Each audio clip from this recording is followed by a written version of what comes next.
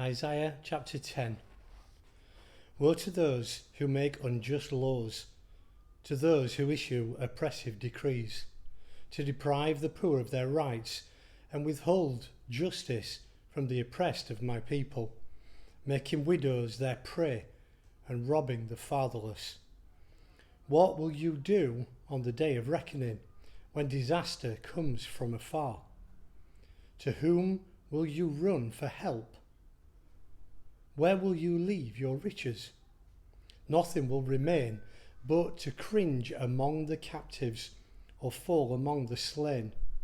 Yet for all this his anger is not turned away, his hand is still upraised.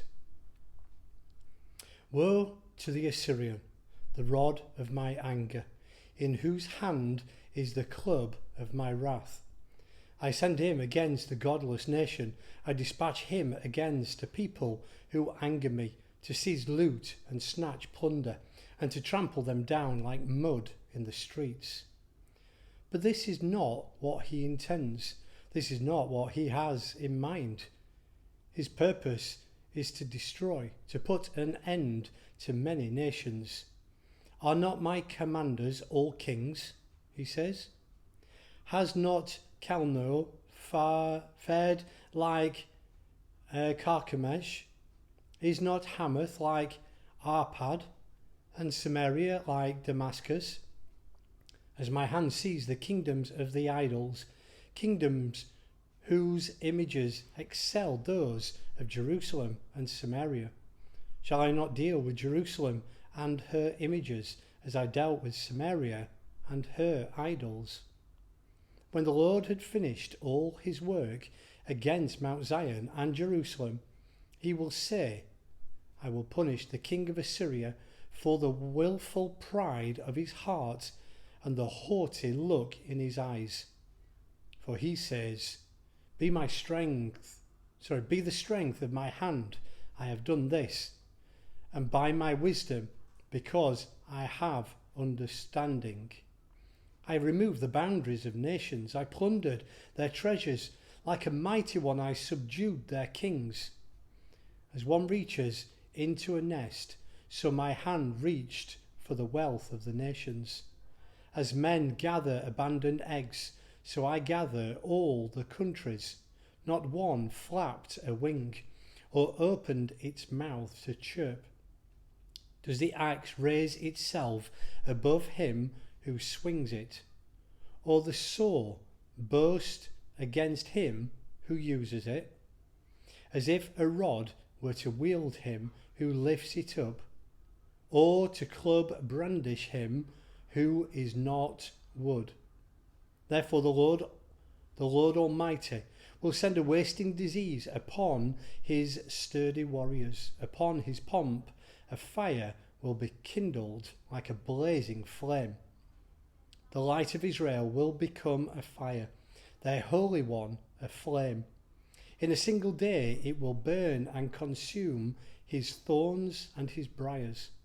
The splendour of his forest and fertile fields it will completely destroy, as when a sick man wastes away, and the remaining trees of his forest will be so few that a child could write them down.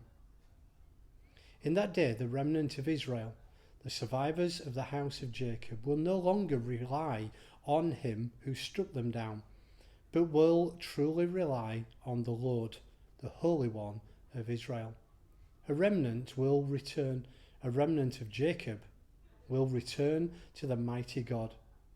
Though your people, O Israel, be like the sand by the sea, only a remnant will return. Destruction has been decreed, overwhelming and righteous. The Lord Almighty will carry out the destruction decreed upon the whole land. Therefore, this is what the Lord Almighty says. O my people who live in Zion, do not be afraid of the Assyrians who beat you with a rod and lift up a club against you, as Egypt did. Very soon my anger against you will end, and my wrath will be directed to their destruction. The Lord Almighty will lash them with a whip, and when He struck down Midian at the rock of Oreb. He will raise his staff over the waters, as he did in Egypt. In that day their burden will be lifted from the shoulders, their yoke from your neck. The yoke will be broken, because you have grown so fat. They enter Aiath. They pass through Migron. They store supplies at Michmash. They go over the pass and say, we will camp over at Gibeah. Ramah trembles. Gibeah of Saul flees. Cry out, O daughter of Gallim. Listen, O Lesha. Poor Anathoth. Mad Menah is in flight. The people of Gibeah take cover. This day they will halt at Nob. They will shake their fist at the mount of the daughter of Zion, at the hill of Jerusalem. See, the Lord Almighty, will lop off the boughs with great power. The lofty trees will be felled, the tall ones will be brought low. He will cut down the forest thickets with an axe. Lebanon will fall before the mighty one.